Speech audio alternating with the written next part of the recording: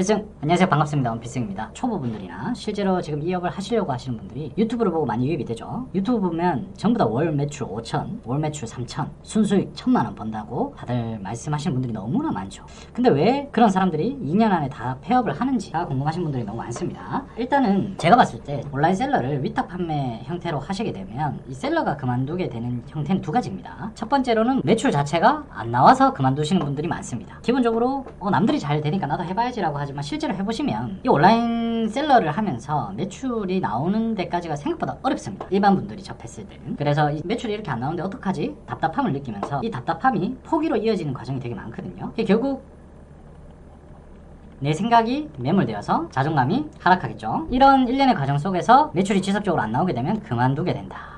이해됐죠? 대부분 셀러를 하겠다라고 하면 내가 다니던 회사에서 퇴사를 하고 올 수도 있고요. 그냥 일반 자영업자에서 업종 변경을 할 수도 있습니다. 아니면 처음 사회초년생부터 내가 셀러라는 하시는 분들이 있고요. 어찌됐든 간에 경우의 수를 따지면 이 두 부류가 가장 많습니다. 퇴사를 하거나 자영업자에서 업종 변경을 하거나. 이 두 부류가 이제 셀링을 하겠다라고 하시는 분들은 되게 진취적인 분들입니다. 내가 하던 일을 그만두고 셀러를 해야 되겠다. 그 내면에는 어떤 마음이 있죠? 내가 지금 다니는 직장이나 내가 지금 일을 하고 있는 나의 업종의 벌이나 수익이 마음에 들지 않고 미래가 불안정하니 큰 결심하고 셀링 쪽으로 넘어오시는 분들이 많아요. 그러니까 다시 말해서 되게 진취적이신 분들입니다. 근데 이 진취적이신 분들이 내가 막상 시작을 하고 났을 때 온라인 셀링은 이론만 안다고 해서 잘 팔릴 수 있는 영역이 아닙니다. 하나의 창업이고 물건을 파는 일입니다. 그래서 생각보다 성공 사례나 내가 이 일을 시작을 했을 때 나의 센스나 나의 감을 믿고 도전했지만 생각보다 두려운 감정으로 다가올 때가 되게 많습니다. 하라는 대로 했는데 왜 안 되지? 내가 유튜브로 볼 때는 다 이해가 됐었고 이런 메커니즘이었고 이해가 됐는데 막상 팔아보면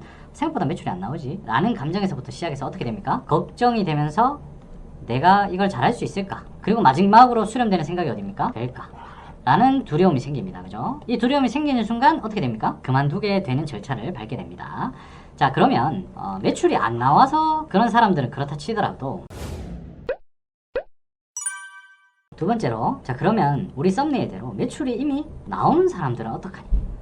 크게 세 부류는 아닙니다. 첫 번째로는 왜 그만두냐면 1번 원가 계산을 잘못해서, 두 번째로는 1인 셀러라서, 세 번째는 사람 때문에 줄여집니다. 자, 그러면 우리가 오늘은 지금 이 부분에 대해서만 얘기를 좀 집중적으로 해볼게요. 다들 많이 궁금해 하시니까. 자, 그럼 첫 번째로 원가 계산. 우리가 위탁 판매를 하게 되거나 해외에서 수입을 해서 내가 썸네일 이미지와 상세 페이지를 포토샵으로 찍고 사진으로 찍고 내가 그 제품을 올려서 판매가를 설정하는 과정에 있어서 위탁 판매든 내가 해외에서 수입을 해서 판매를 하든 결국은 이 판매가 설정보다 더 중요한 게 뭐냐면 원가 계산입니다. 이 원가 계산은 사업에서 가장 기초가 되는 겁니다. 여러분들이 처음에 창업을 하시거나 사업을 하시거나 제조업을 하시는 분들도 그렇습니다. 대부분 보면 나는 좋은 제품을 만들어야 돼 라는 강박에 원가 계산을 잘 못하시는 분들이 되게 많아요. 되게 질 좋은 재료나 질 좋은 상품들을 추구합니다. 왜? 내가 소비자 입장에서 항상 생각을 했기 때문에 판매자 관점에서 생각할 일이 잘 없었거든요. 그럼 소비자 입장에서 생각을 했을 때 내가 물건을 받았을 때 나의 결여된 문제점을 내 제품에 녹아내려고 많이들 노력하죠. 근데 거기서 가장 큰 미스를 하는 게 원가 계산입니다.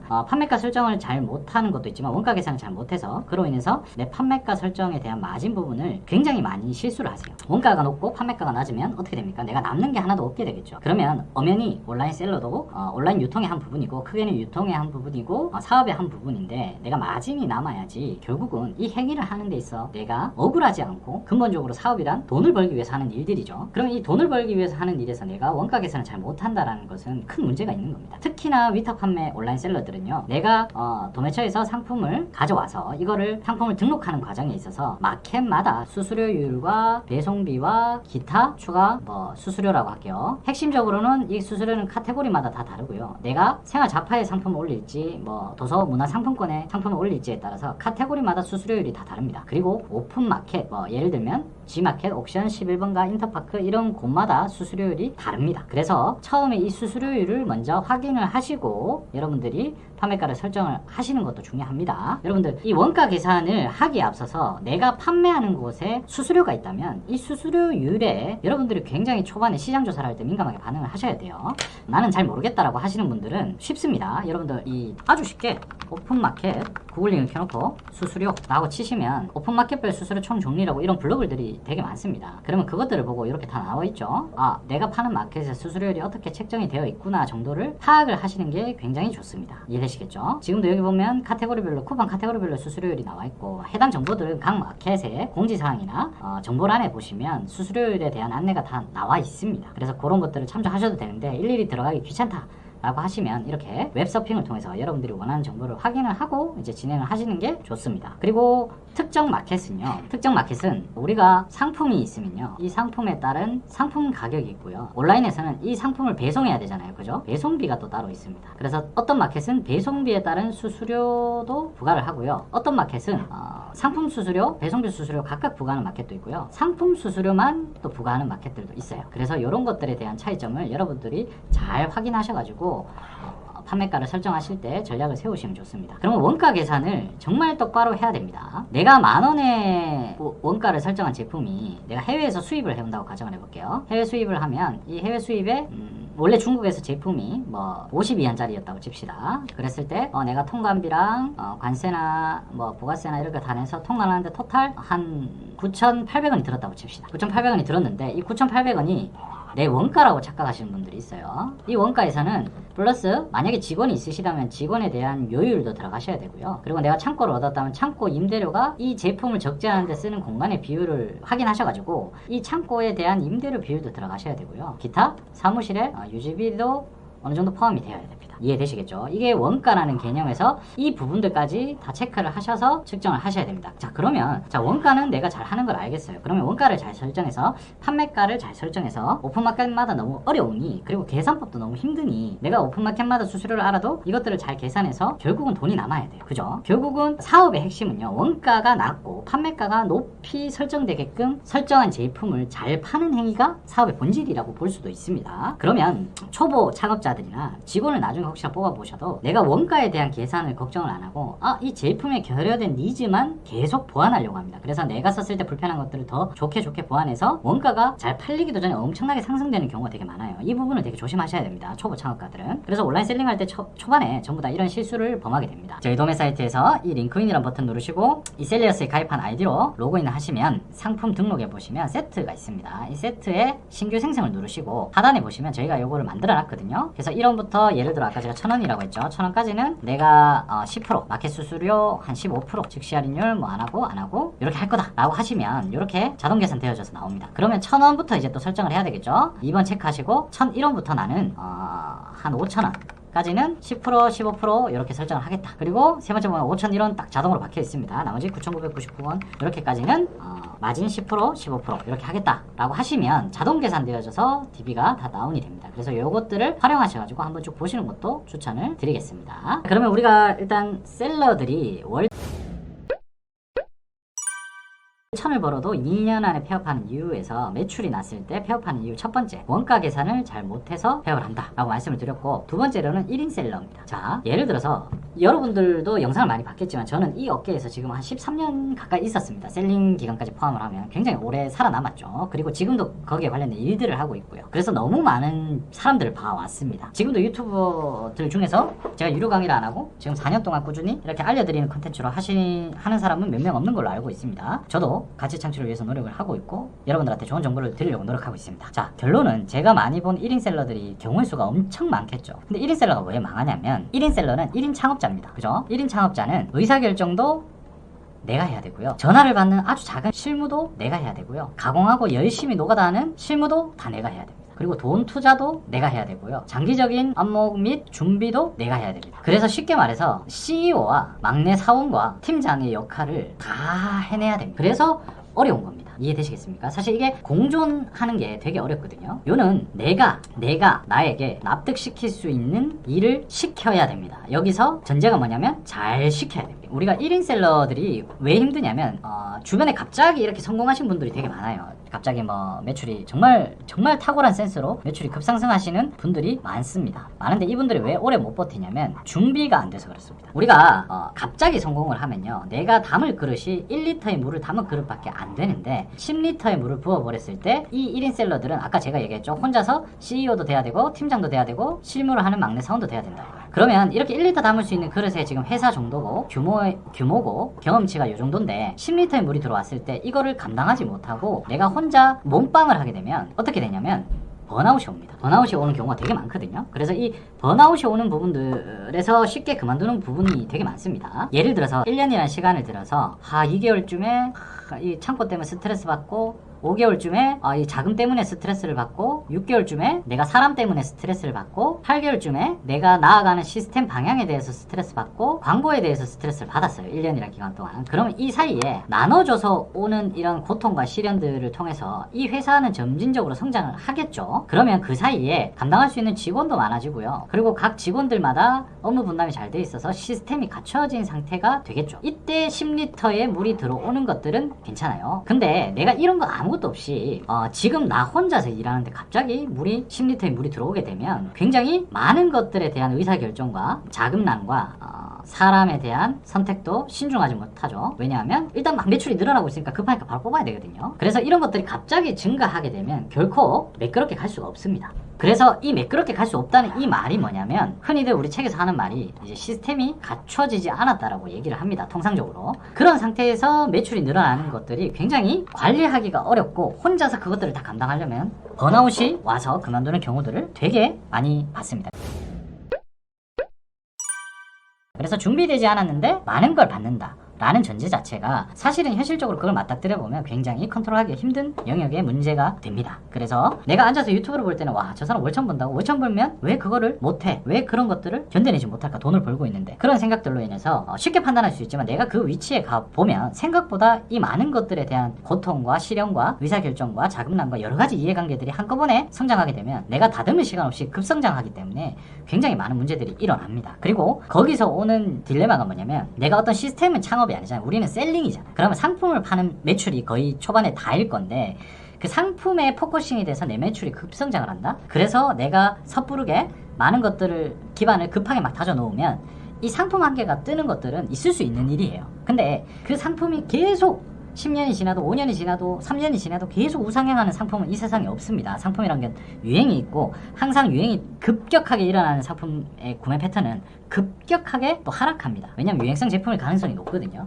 그래서 상품에 포커싱이 되어 있는 상태일 경우가 되게 많기 때문에 내가 급하게 막 사람을 세팅하고 창고를 구하고 사무실 구하고 막 재고를 막 정말 많이 사놓고 그렇게 했어요. 근데 그 상품이 서서히 유행이 죽게 되면 대부분 내가 늘어난 고정비나 이런 것들을 감당하기 위해서 상품 소싱에 또 다른 상품을 띄우기 위해서 상품에 전형적으로 얼매여 있는 매출 구조가 돼요. 그래서 내가 10개 상품을 신규로 기획을 해서 또 올리면 그 10개 중에 한 개 성공하면 그나마 다행이고요. 그런 구조가 된다고. 내 매출이 사업의 흐름, 물길의 흐름, 돈의 흐름 자체가 상품이 뜨고 안 뜨고에 따라서 회사가 들쭉날쭉하니까 굉장히 다음에도 그 상품 하나를 터뜨리기 위해서 모든 내가 갖춰놓은 시스템이나 인력이나 인프라나 자본이나 모든 것들이 그 상품 하나 띄우는데 포커싱이 되다 보니 결코 결과가 잘 될 수 없고 유지가 되기 힘든 구조로 넘어가는 경우가 되게 많습니다. 이해되시겠죠? 월천을 벌어도 2년 안에 폐업하는 이유에 대해서 알아보고 있습니다. 첫 번째로는 원가 계산이 잘못돼서 그렇고요. 두 번째로는 1인 셀러라서 그렇습니다. 즉 다시 말해서 준비가 되지 않았다. 그리고 마지막으로 세 번째로는 대부분 정말 많이 본 케이스인데 내가 채용한 사람이라든지 같이 동업하는 사람이라든지 결국은 제일 먼저 뭐다? 사람에 대한 문제로 그만두게 됩니다. 급성장을 하게 되면 아까 말했듯이 급성장을 하게 되면 내가 준비가 제대로 되지 않아서 사람을 뽑고 채용하고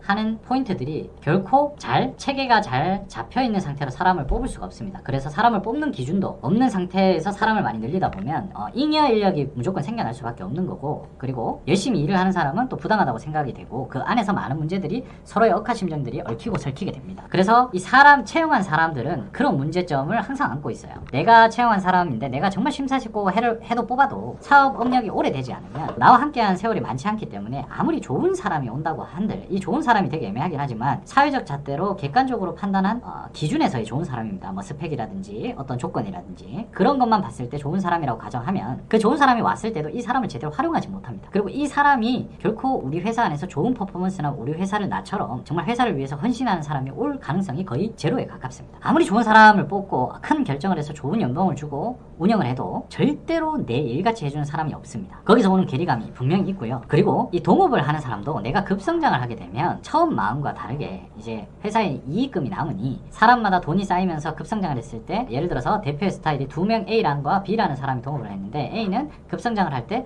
재투자를 원하시는 분들이 있고요. B라는 사람은 급성장을 할 때 이익을 가져가는 걸 원하는 사람들이 있습니다.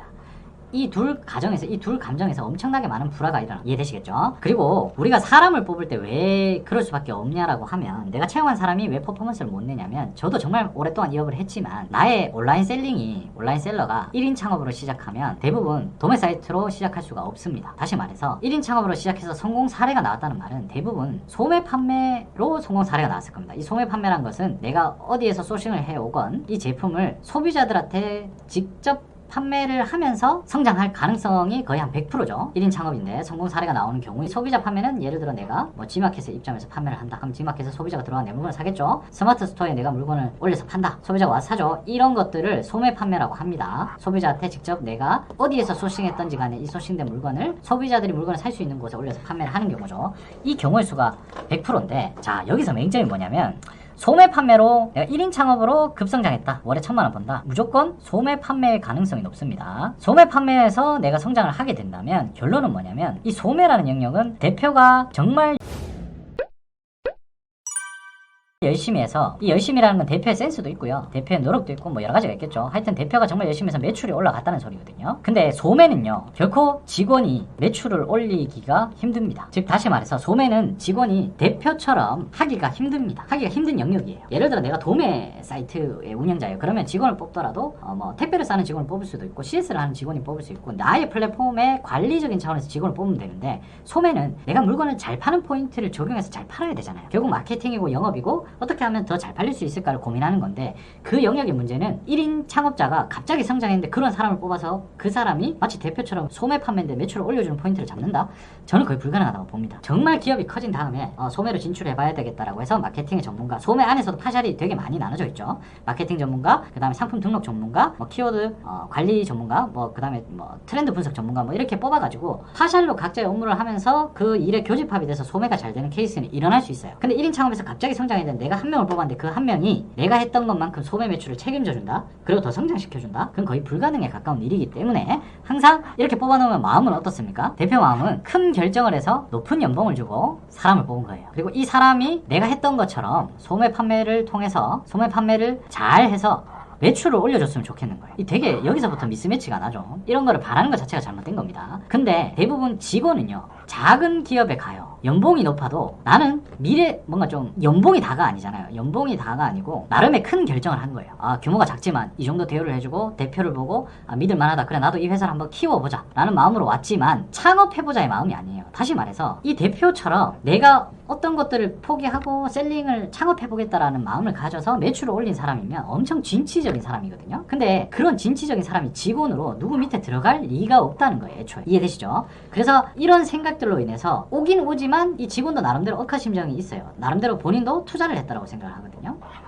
근데 내가 진취적으로 대표만큼 어떤 소매 판매로 매출을 올리는 영역의 문제는 이룰 수 없다라고 생각을 하시는 게 맞아요. 그래서 이런 문제들 때문에 다들 많이들 힘들어 하십니다. 이해되시겠죠? 이런 문제들로 인해서 우리가 사실은 월 1000을 벌어도 2년 만에 폐업합니다. 또 월 1000 벌었다고 자랑하다가 2년이 지나면 슥 없어지는 분들이 되게 많죠. 그런 이유가 지금 제가 말씀드린 이유들 중에서 하나로 대표적으로 꼽힌다라고 생각을 하시면 이해가 빠르실 거라고 생각이 됩니다. 자, 오늘은 이렇게 월 1000을 벌어도 2년 안에 온라인 셀러들이 폐업하는 이유에 대해서 한번 알아봤습니다. 이상입니다. 다음에 더 좋은 컨텐츠로 또 촬영을 하도록 하겠습니다. 이상입니다. 필승!